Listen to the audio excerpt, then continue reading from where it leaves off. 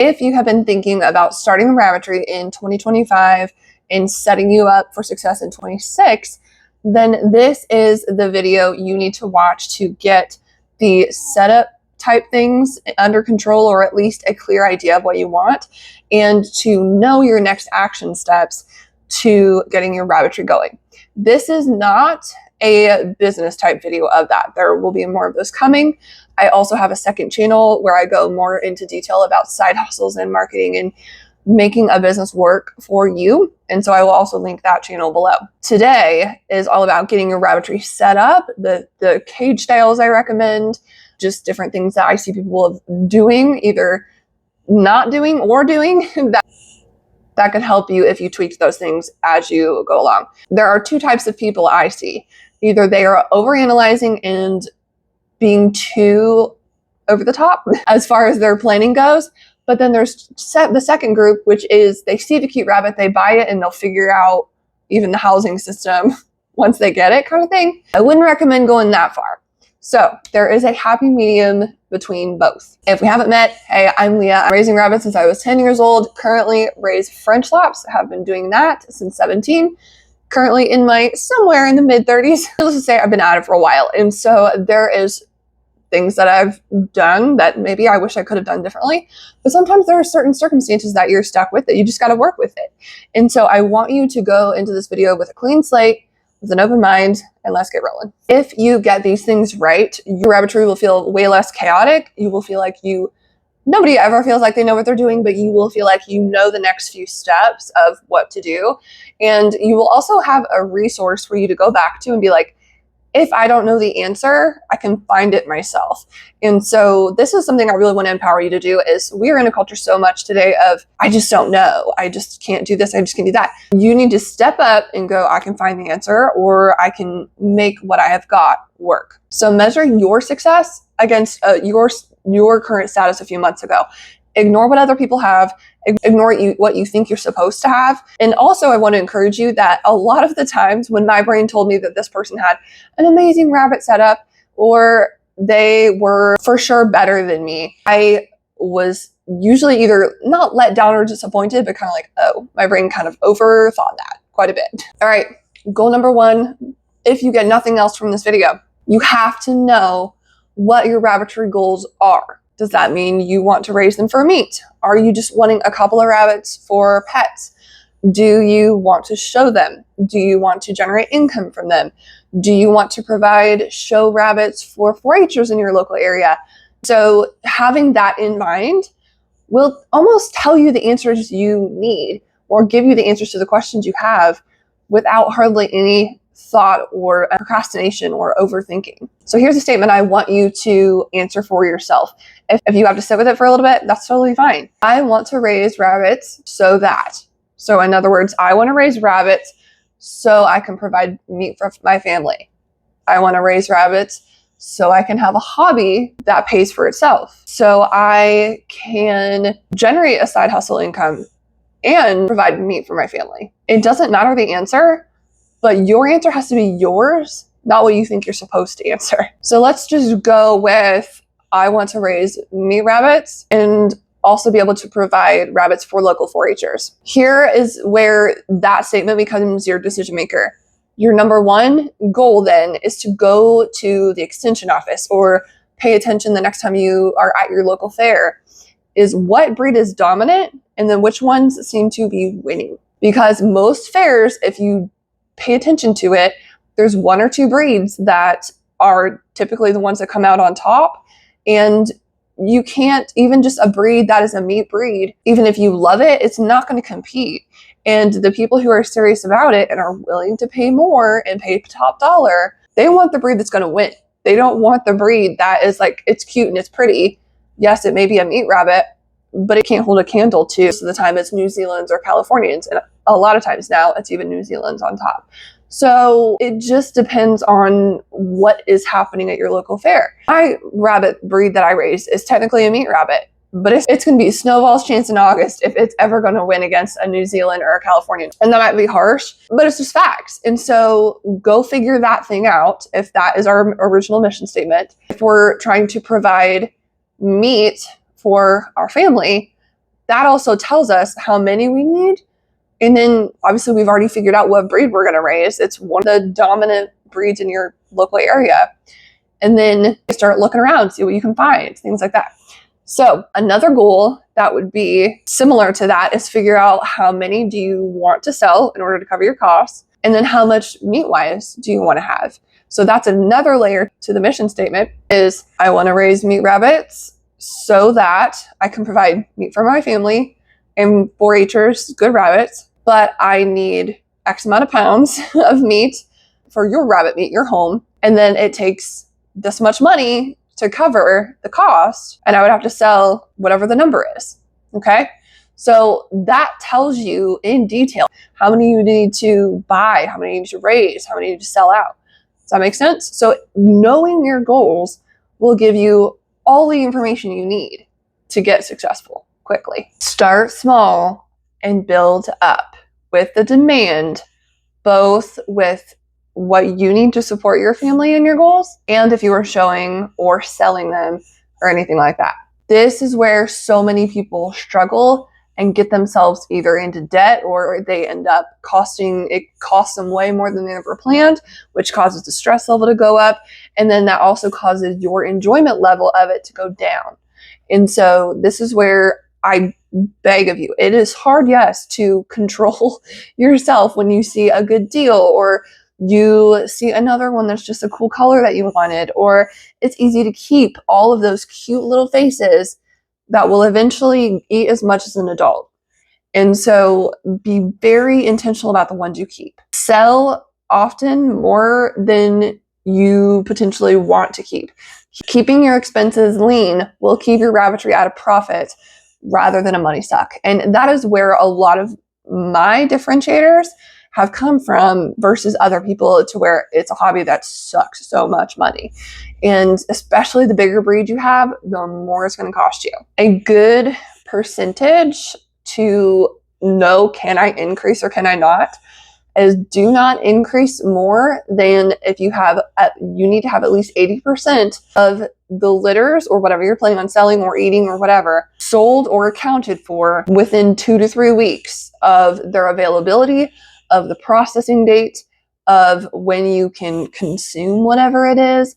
Whatever your goals are, make sure that you're up to that 80% plus before you start adding more animals to the herd, before you start breeding more, before you try to expand and grow. I personally like it at least 90, if not more than that. I want to be so confident that these rabbits are not going to be stuck here. And that might sound a little not great, but people want young rabbits. They rarely want to buy adults. If they're buying adults, they're typically already showing they're wanting, to get into breeding. And so that's such a smaller market compared to people just wanting a pet. Should you go into it for only raising pets just to, bring in some income? No, I don't think you should. Just because it's easy to fall into the trap of seeing the dollar signs versus stewarding my animals well and caring for them. All right, before we head outside, I want to give you sort of a kick in the pants, or an acknowledgement that this is not going to be easy. You're going to have litters that fail. You're going to have rabbits that get sick, or ones that you have to end up putting down because it's the kind thing to do. You don't let animals suffer because you couldn't buck up and say enough's enough. It's going to be a struggle. And so that's what differentiates the people who are going to last versus the people who fail, are the ones that are in it just for the occasional cuteness. Animals are going to bring heartache, right? And so that might sound tough or like not so great view on things, but it's facts. And I'm here to show you the facts, not sugarcoat. All right, let's talk about some indoor versus outdoor pros and cons. Now, let me clarify. I think there's outdoor, then there's semi-outdoor, and then there's indoor, like your house indoor. I never encourage rabbits being in the house, period, the end. However, I understand people do that. And some of it's because you just don't have the option. Sometimes it's just that's what you want to try. So here's some of the problems with indoor, like your house indoor. A lot of people do it in the basement, things like that. Number one, the stench. And yeah, it doesn't matter if you clean them every day or not. It's going to build up. Rabbits have a smell to them that is smells like ammonia. And a lot of it's in their urine. It's extremely high in ammonia, and just the fur that goes around, it's going to get in your ductwork and shoot it everywhere, your filters, all of that kind of thing. And then also too, this, you can maybe do it a little bit with fake lighting, but rabbits also need a significant amount of light to breed, in my opinion. Now, I'll go over my reasonable deduction about that later. So that's some of the issues with literal indoors. I am in our current barn right now that has an L shape, and I have some in the barn here, and I also have them in a lean-to style setup outside. We're gonna go look at that in a minute. But my preferred absolute love situation has extreme airflow, like lots and lots of airflow. Rabbits are, especially my breed, is very heavy. They're chunky, so they need that to help them, one, stay cooler, but their breathing system is very fussy. And when you hear sniffles or things like that, or they went down with the weather, or this constant extreme humidity, things like that, those are not in their favor whatsoever. And so it keeps their waste smell down, and the humidity does not increase where they are. And so they're not literally breathing the ammonia filled air when they're in a extremely airflowed situation. And so if you close up the barn, that you're essentially putting them back in a housing situation to where the airflow is not there. And just all the results that I've ever gotten have always been so much better when they're outside. And by outside, I typically mean in almost like a hutch style, or in the lean-tos that I have that are 3-sided, and then the roof, the front is open, but then under the bottom, it's cut off to where it's about 2.5 feet from the ground. And so they get almost a circular air type situation. And so on the rainy days, or the real cold days, like 20 degrees or minus and stuff like that, I'll put a tarp across the front. But as long as you pay attention to where the weather is or how it comes in, that will solve a lot of your problems. So let's go out there and I will show you what I'm talking about. All right, so there's the entrance to one side. This is a 5-stall horse barn. And so I do have, this is my nursery stall. You can have 4 of them in here. Now, we are going to be shifting into some temporary housing for a little while. Now, there's one 30 by 30, and then there's one 30 by 40 there on the benches, and I have 2 of them across. And so that's typically where I have my litters be born. We've not even lived here 2 years, so everything is all in time. But that's my buffer cage hutch. But then these are lean-tos that are almost 8 feet long, and there's 2 to 3 cages hanging inside, as you can see over there. So the backs, it's all short across here. They can get airflow through. And then, like I said, they're 3-sided, and then the fronts are open and the tarps go across the front. So that is what I've used for at least 10 years, if not more longer than that. I'm always hearing people say the breeding didn't take, or the litters just aren't doing well, all these problems. They all are almost always in some sort of closed-in barn with no light, no airflow, and all of those things. And I say all that to say this gives me the best results. So if you don't want to do a setup like that, or if it makes you feel your heart gets a little bit involved, then I want to encourage you with this. Go with what gets you the best results. Maybe something like that doesn't work for you. Fine, but test things out, see what works, and go with what gets you the best results and keeps them the most healthy. That's the key. We need to keep our hearts out of this and go with what is best for them. That's what's getting the world into a lot of trouble right now, especially when it comes to making them have pairs and living, having multiple rabbits live together and letting them run across the ground and things like that. That's a video for another time. But don't let your heart get so involved that you don't make wise choices and it doesn't keep them as healthy as it could be. Okay? Hey, are you tired of rabbit advice that's just a little bit more out there and far less practical than you would like? If you are struggling to get straight answers, what do rabbits really need, but you're not interested in letting them run free in your home and chew your baseboards, you need to sign up for my Rabbitry Standard newsletter, where I am sharing advice just to help you get practical care advice for rabbits learn how to keep them outside if you want. If you want to keep them in your home, but a little bit more contained, you're also welcome. And how to raise rabbits that either one, support your homesteading goals, or you want to get into showing, or you want your kids to start 4-H, anything like that.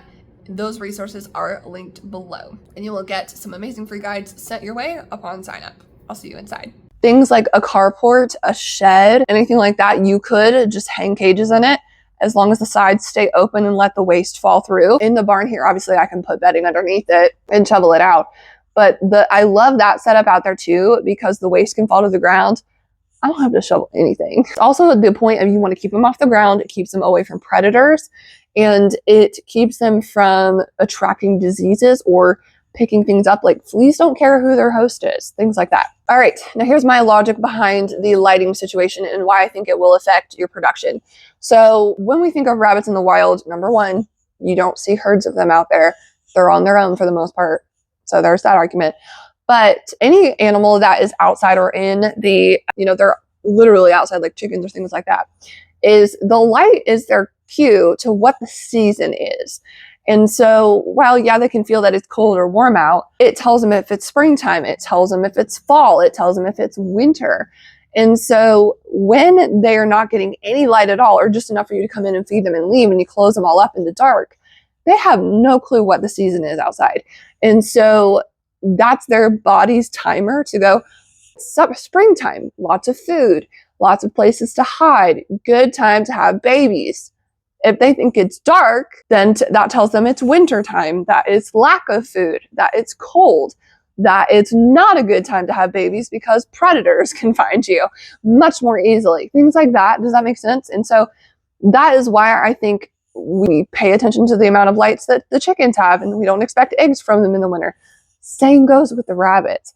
And so that's their clue as to what time it is. So just be kind of mindful of that, okay? So whether you decide to keep them in a barn or have them, that's why I like them in hutches outside, it's because they're able to tell and kind of sense the weather a whole lot better. And so even when I want the rabbits to have their litters in the house or in the stall over here, I will maybe have them in that area for up to a couple of weeks before I breed them, maybe. Or I may even breed them ahead of time and not move them in until a week or two before they have their litter. That might be more of an experienced doe thing. I don't even like to move the girls out of their typical cage that they're going to have the litter in, just because I find the more you upset the cart, the more likely they might be to not deliver. The litter just doesn't work, things like that. So depending on your experience level, maybe don't move them at all. But that's my current situation there. All right, let's head back outside and I will show you some of the key things that I pay attention to as far as the location of the hutches and what will ultimately save you a lot of work, especially in the summertime when it's hot, and also pay attention to like weather patterns. Okay, so our property is pretty long and the rabbits are over here behind this barn right here. So the weather tends to come in up here and it comes in and rains this way. But you saw that I had the backs of one of the rows to this way right here. Does that make sense? So at least for when it's raining, for the most part, it hits the back of the one hutch. They're close enough together that the ones on the other side facing that way really don't get out in the weather at all. They can pretty much be protected. However, I always do try and pay attention to the weather, but this year's been a little funny. I pay attention to when the rain's coming and try and at the very least get the tarps up across the ones that are facing this way.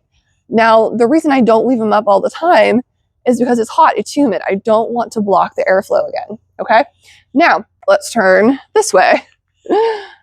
The sun rises over here and sets over there and faces the rabbitry for a significant amount of time. Now, this is where the trees come into play. Trees are going to be your best cooling system and your protection against heat. If a barn or a building is all you have, fine, but it's still going to roast the construction very well. So the sun, when it is setting, it faces that one dead inside. That essentially is a bad place to have your hutches. I don't use it very often, and so most of the time it's in the winter time if I use it at all. The sun comes and sets over here like this again. These ones are in the heat a decent amount. I don't love it, But these trees over here help shade that a little bit. As well as you can tell, they're right in front of the woods, so a lot of this helps keep them cooler. All right, so if you can be as choosy as possible when it comes to where you can set it up, do that. Now let's talk about flooring for a little bit. For the most part, I want 14 gauge wire with a 1 by 1/2 inch hole for the floor. The whole wire versus solid flooring argument, that's a hill I will die on. Real short, it's not healthy. Solid floors are not healthy for your rabbits. Sorry, not going to budge on that one. If your rabbits cannot handle the wire flooring, then that person should have not used the animals to breed, or they weren't watching for it. One of the two. There are only two excuses that I will give the rabbits for having essentially either more raw feed or just not healthy feed. Is a pregnant doe, because she's having extra weight and her immune system is brought down a little bit. And so sometimes the fur will rub off from that. So I give them resting mats, or a rabbit that is molting, because typically their system's just off from that. And sometimes I will see them get sore hocks during that. And sore hocks can be any grade. It can be just a little bit of a raw spot, all the way to the level of breeding or of bleeding. And so obviously the lower amount is what we would prefer, or not at all. But those are the only two instances where I will essentially accept it. If they're having sore feet all the time, then that animal should not be bred. Now, if you have that animal and you're stuck with it, then yeah, do what you have to help it be comfortable. But solid floors, the wood holds the urine. It's nearly impossible to keep clean. And if you, especially the larger breed you have, they pee a lot. And so it only takes 24 hours for maggots to hatch. And if they just turn one corner of something into a toilet, it can go bad fast. And so I'm not going to get into nasty details here, but it will cause genital issues and health issues that way. They'll be walking in their urine, just not good. So I'll do a video on that another time, but just go with wire floors, especially if you're setting up a rabbitry that you'll be doing a lot of work. It's not an easy thing, even if it's just a couple, okay? Now, as far as the number of cages, I would recommend is, again, like I said, start slow. Start with a trio, which is a buck and 2 does, or just a breeding pair if you want to do that. But then also have at least two extra cages for separating the litter out, and then potentially separating the genders if you have to. Or if you end up, just with another one that's having a health issue, something like that, and you can separate it away from the herd, that's also something else you need to do. So at minimum, start with 5 cages if at all possible. All right, what does starting rabbitry look like on the daily or weekly? When it comes to daily, typically it's just feeding and keeping your eye out for something that's gone wrong. Rabbits go down hard and they go down quick. And so a lot of times it's you spotting the inconsistencies that will catch something early enough. So I feed my rabbits out of 1 pint square crocks, and a French Hop typically will eat 1 full one of those. And I've got a few that'll eat less, but I feed them around the same time of day. And then I pay attention. How much did they eat? Did they eat half of what they should? Well, then I'm going to be mindful of that tomorrow and be like, if they do that again, then we're going to be looking for a real problem. Sometimes it's hot and they just don't feel like eating.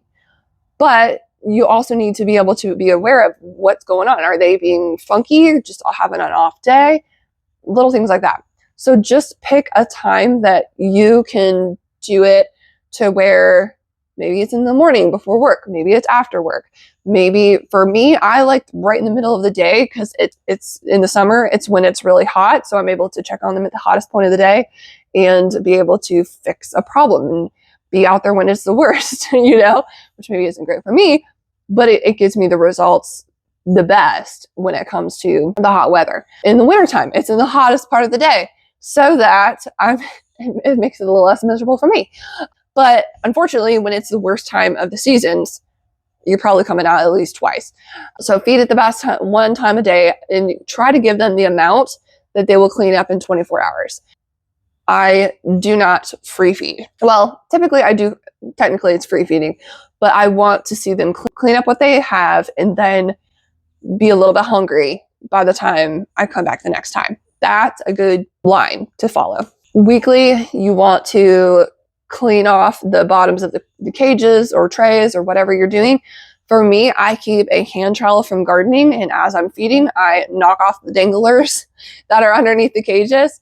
That's usually an every other day thing, but you know, it's out there. So if I see one, I'm going to be mindful of that and just clean it off. Nail trimming does not need to be done usually 6 to 8 weeks per rabbit. So you can either do it this way and have a rotation to where you clip one a week, depending on how many you have, 1 or 2 a week, and just clip them as you go around, or one a day and go around. You can just have this day on this week, put it in your calendar. We're getting them all out, clipping them, putting them back. All right, seasonal considerations for when it comes to raising rabbits. But then if you're raising rabbits, you're breeding them, right? Typically, a lot of people, depending on if you're further south, up here in the north, I can get away with it. For the most part, we're in Ohio, so it's not real north, but it's definitely the worst. Our worst summer days are 90 degrees. We don't have anything above that for the most part. It might feel kind of rough for us, but that's about as bad as it gets. So July and August are okay. They're not great. If you're anything further south and you're hitting closer to 100 on a consistent basis, I wouldn't breed during that. So be mindful of that calendar. But then for us, I am more concerned about not breeding in the dead of winter, because you can lose a kit within minutes if it's born on the wire or gets out or gets separated, things like that. So be friends with your calendar when it comes to breeding and raising rabbits and things like that, okay? Coolness is a rabbit's friend. 50 degrees is their ideal, the best season of the year. You might feel like it's chilly, but they love it. So be mindful of that.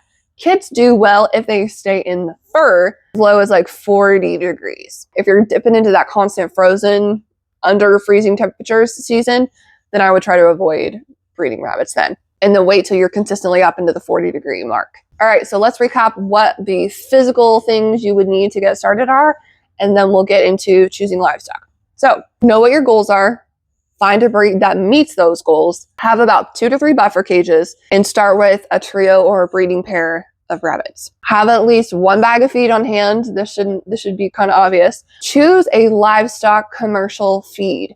Don't be wasting money on these like little 10-pound bags that you have at Walmart or the pet store. No, go to a farm supply store. Even if you're raising a small breed, a 50-pound bag will last you maybe 10 weeks, but if you keep it dry, it's fine. Okay. Feeders, water bowls, maybe a hay rack if you feed hay. I do not. That's not a topic for today. And then maybe something for them to throw around in their cage. That can be things like old spoons. Do not give them anything that is plastic that can be easily chipped off.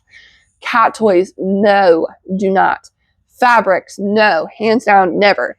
Carpets in their cages or over the front, don't put them to the point where they can reach at it and pull on it. Any kind of fabric that gets in their gut will cause them to kick the bucket within probably 12 to 24 hours, okay? I'm going to stop myself from before I go down that hole. Now, raising rabbits when it comes to basic care is pretty simple. If you're having litters, you need a nest box.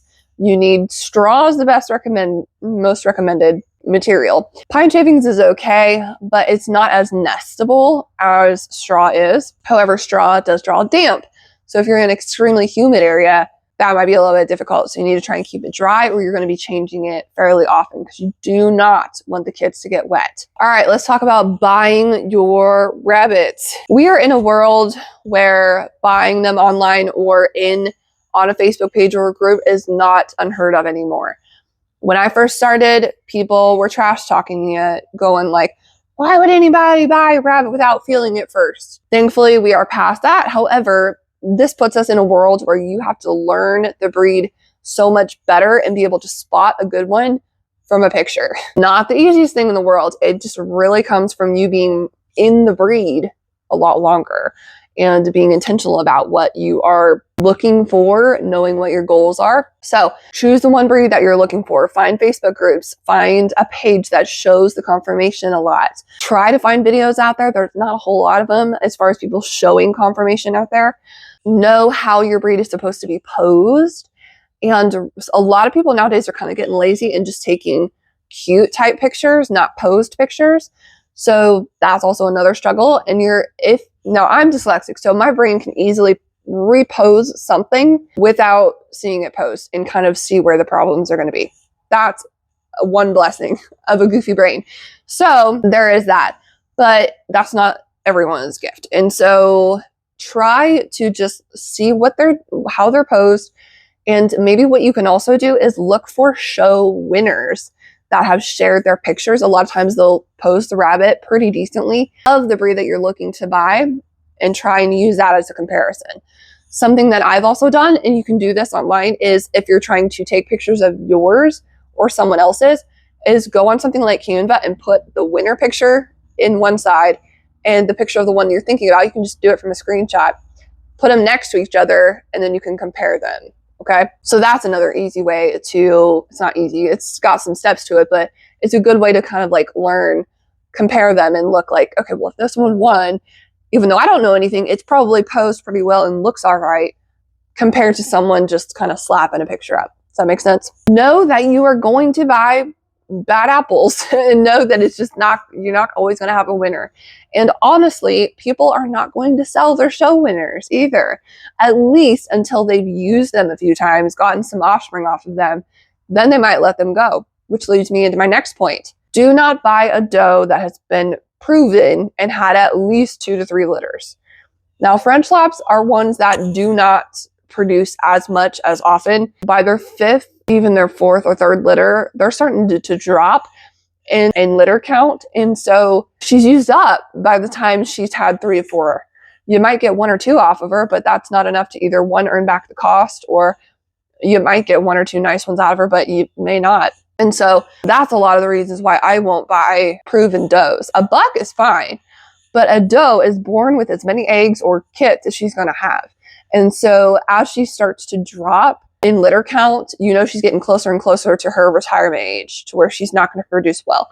So that's why I would hesitate to recommend proven does. If she's only had 1 litter and done well with it, then you're fine. I would say that's still worth it. But anything above 1 litter, not worth it. Especially when we're talking for French laps, we would be paying close to $200 to $300 for that. Do not impulse buy on a good deal. There's a reason it's a good deal. I have found the occasional good deal that it got me through what I wanted, but there were still always some fallbacks or some things that just weren't as great. So that if you want good, solid animals, you're going to pay for it. You might find one that's like kind of a surprise, but and you know, be okay to jump on it. But if you get a cheap rabbit, you're probably going to get a cheap rabbit. Like, you get what I'm saying? So know that going into it. Also, this is something that is more towards rabbits that are like French laps or mini laps or something that have a lot of colors. And where some colors are not as popular, conformation is not going to be as good either. And so something that's really coming around right now is chocolate French laps are really popular, but their conformation sucks. And if you love a color, no, you're not going to be winning very well. But you also pick a unique color, there's not going to be as many customers for it either. So it's a trade-off. You might be able to charge more, but then there's fewer people willing to pay it, or they're in it for winning. And so they might like that color, but they're not going to pay for it. Again, does that make sense? All right, some things to be mindful of when it comes to buying new animals is health, conformation, and your temperament. Now, the temperament is more, rabbits are prey animals. They're going to be jumpy. They're not going to give you the temperament of dogs for the most part. A lot of French bucks are the only exclusion to that. However, they also, when you buy a new one, they're not used to you. So don't expect them to come up to you and be like, oh, you know, it's all like buddy with you. So be mindful of that. You need to be confident and act as if you are more of a leader, not this passive, oh, cute little bunny. That's going to make them freak out. And then they're just going to be, you know, kind of feel insecure. And so if you make them feel insecure, they're going to behave that way. All right. When it comes to health issues, you want clear eyes, clear nose, and you want their rump to be clear. And you also, if at all possible, even if there's nothing coming out of their nose, listen to their breathing. If it's labored and it sounds like there's something in there, then they probably have sniffles or something like that. So that would be a turn down. However, there's a but. If it's an extremely hot day and it's like clear sweat, there's a difference between discharge and sweat. And if a rabbit's really hot and stressed, the edges are going to be a little bit wet, and that's okay. So you got to learn that. One thing that is a little bit different too, something else that could be around their nose that isn't an illness thing, but you got to look at it. Is it fine particles or is it snot again? Especially the young juniors, they'll stick their nose in the feed bowl and get green on the edges of their nose because their pellets are green, you know? So it's just pellet dust. But what you can do is pull the nose open a little bit to where it's more up, and then you can see, is there chunks in there? And then you want clear, bright eyes. You don't want discharge around the eyes. French laps are something that they are more sensitive to seasonality. So if it's not like bloody, if it's not clear, like a lot of buildup around the eye, that's another issue. But they can also have eyelashes that curl in. And so while there is some leniency around that when it comes to the show table, too much of it and they will still pull them, okay? Are their ears clear? All things like that. Is their butt clean? Is it not that they haven't been running around in the ground? I will never buy a rabbit that has lived on the ground. I don't care if you let it out and have roaming time. That's not a time for me to get into that. But you don't know where a wild rabbit has run across the yard and has hemorrhagic disease. I don't care if you live in the city or not. You don't know. And so things like that.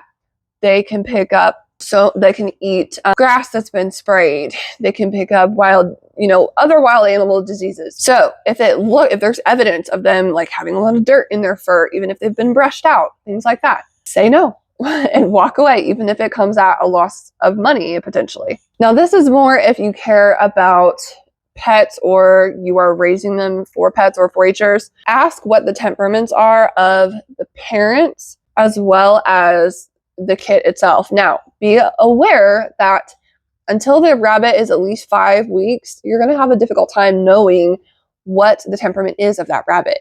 Like I said, they're a prey animal, so they're concerned. They're more jumpy. They're like, I don't want to be eaten. And there are some rabbit breeds that the best you're going to get out of them is just they're not going to be kicking and thrashing when you reach in and grab them and get them out. Most rabbits don't come up to you to want their head petted. That's not all the breeds, so don't expect that of them, okay?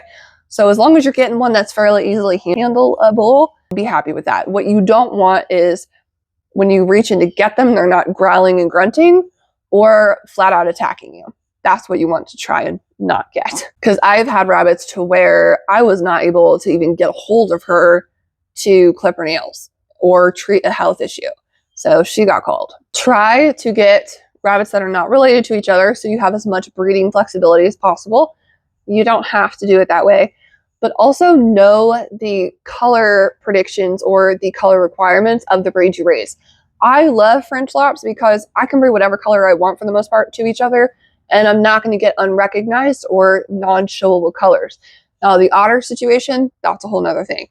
But when it comes to like general, fawns, chestnuts, opals, things like that, and chinchillas, that doesn't matter. And so I don't want to be stuck or restricted to only being able to breed blues and blacks together and only being able to breed fawns and chestnuts together, things like that. So just be mindful of that. All right, if you are thinking about starting a rabbitry in 26 or even early 25 in the fall to get started, drop it in the comments. Tell me about it. Ask questions or email me and get on the email list, and I would be happy to chat with you and get you pointed in the right direction. And I will see you in the next video.